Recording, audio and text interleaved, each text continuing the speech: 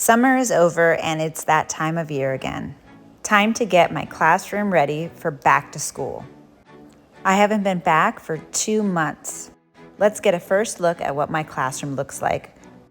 The maintenance team did such a great job waxing the floors and putting all the desks back for me. It's so pretty and clean. Let's get this classroom back to school ready. My first step is to organize the furniture. The furniture gets moved over the summer, so I need to make sure I put it back exactly where I want it to go so that my classroom functions smoothly. Thank goodness most things are on wheels. My next step is to prep stations. Because I teach so many different classes, it makes it easier to have everything organized, everything out for my students to have access to. As you can see, I have supply stations, everything nicely labeled, and I even have a cleaning station. Having an organized classroom helps with classroom management skills. It runs your class smoothly. My students will be trained to clean their own desks after working. Step number 3 is to unlock the cabinets and organize all the supplies within the cabinets. There's no wrong or right way how you can set up your classroom. You got to do what works for you, and what works for us is for us to have everything labeled, everything easy for students to access, and give them the responsibility to clean the art supplies and put them back neatly where they belong. As you can see, everything has its own place. We have a drawer for markers, we have a drawer for colored pencils, so that everything is put back nice and neat.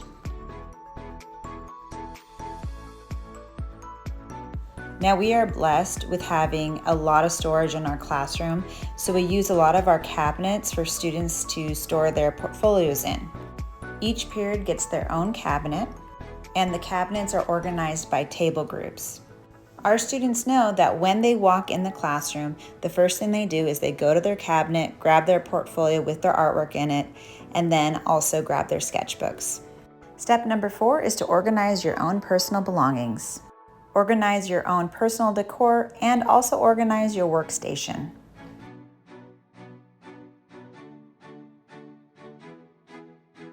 And it's so important to set up your technology. And don't forget to test out all your technology before the first day. Make sure that your computer works, make sure that you have Wi-Fi, make sure that your projector works, and if you have a document camera, make sure that works as well.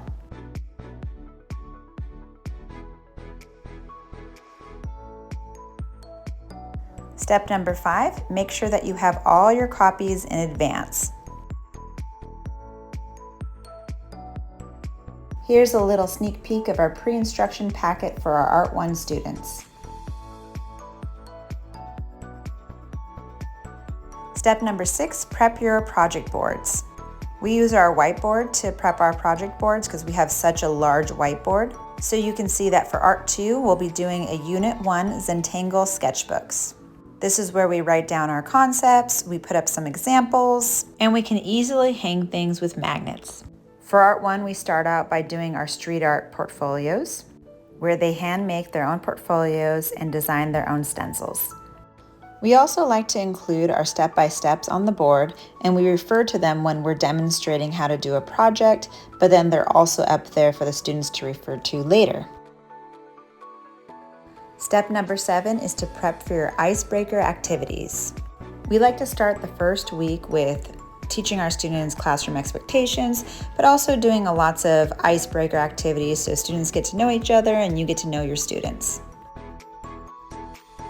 Step number 8 is to create a seating chart. We like to have table numbers, and we also number the desks so that students can be assigned a phone pocket for their cell phones. And as you can see that we have so much cabinet space that we do store our cell phones inside a cabinet with each pocket labeled. Once again, everyone's prep looks a little bit differently, but the more you prep now, the less you will stress later. Happy back to school, teachers, and have a great year.